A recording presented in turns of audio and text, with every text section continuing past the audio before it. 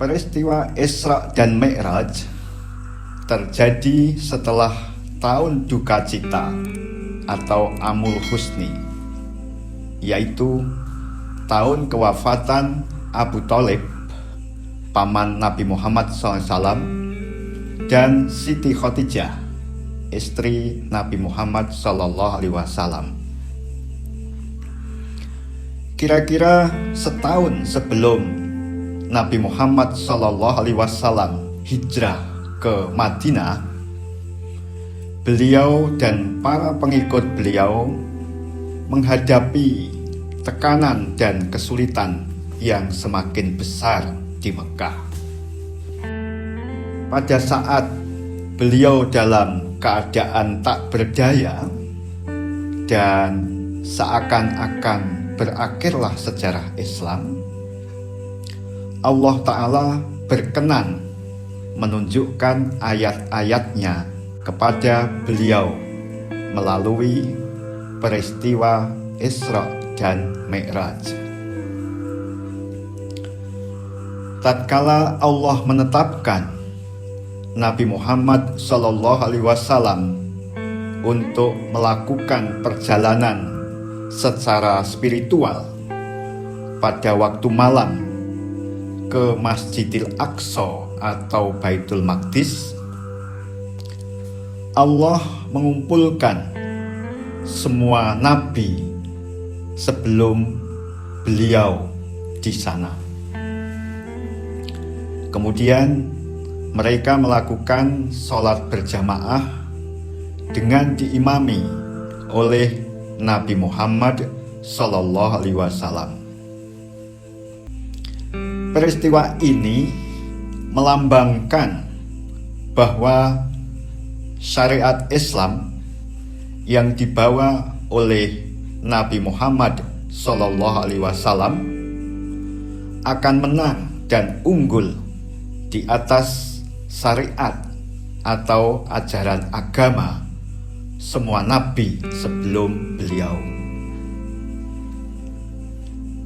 Ajaran Islam dari Nabi Muhammad SAW ditetapkan sebagai sumber petunjuk Allah yang sempurna dan otentik, serta menjadi rujukan bagi semua umat manusia. Ketika Nabi Muhammad SAW memberitahukan perjalanan spiritualnya ke Masjidil Aqsa di Palestina atau Yerusalem,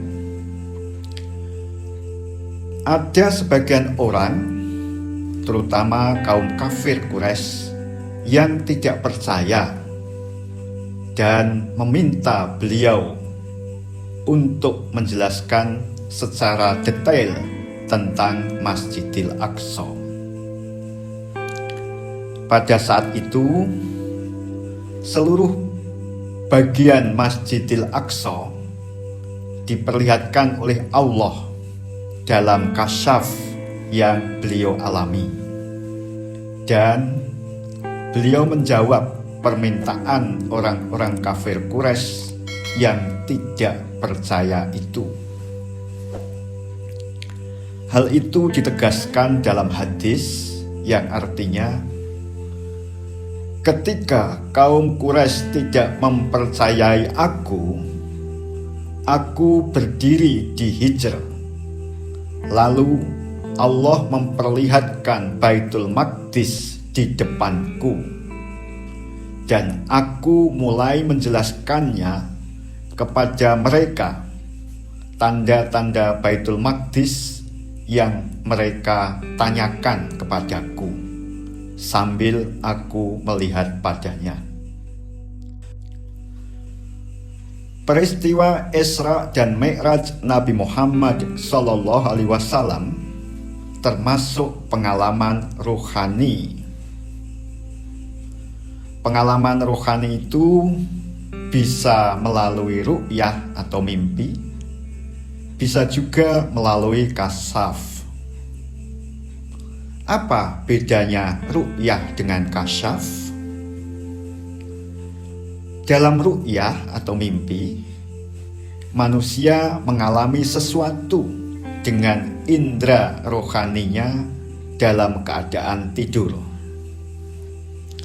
Sedangkan dalam kasyaf, manusia mengalami sesuatu dengan indera rohaninya dalam keadaan terjaga.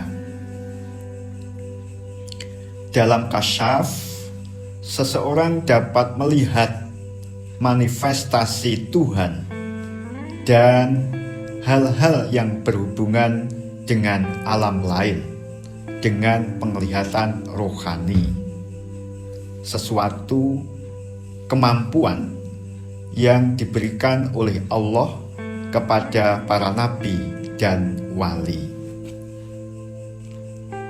Dalam Quran surat Bani Israel yang di dalamnya ada penjelasan tentang Isra Nabi Muhammad SAW, juga terdapat penjelasan tentang orang-orang kafir yang tidak akan beriman kepada Nabi Muhammad SAW kecuali kalau beliau memenuhi salah satu dari 6 alternatif permintaan mereka.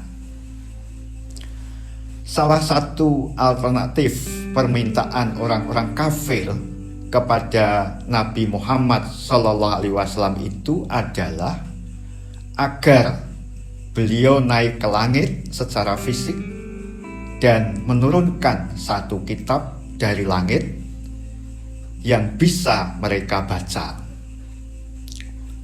Nabi Muhammad SAW menjawab beberapa alternatif permintaan mereka dengan mengatakan, "Maha suci Tuhanku, bukankah aku ini hanya manusia biasa yang menjadi rasul?"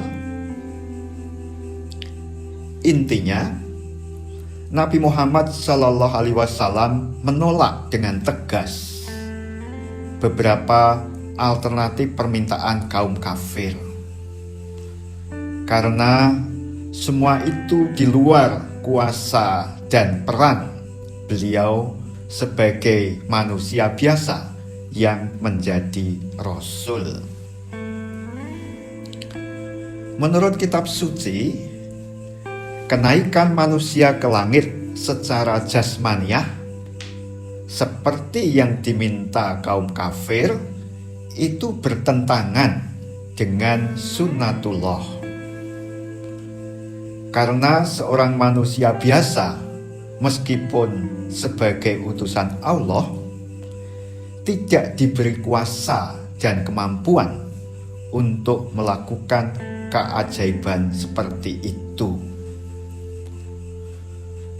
Seandainya Nabi Muhammad SAW naik ke langit secara jasmaniah dalam peristiwa Mi'raj, tentu beliau tidak akan memberikan jawaban kepada kaum kafir dengan ucapan, "Maha suci Tuhanku, bukankah aku ini hanya manusia biasa yang menjadi rasul?"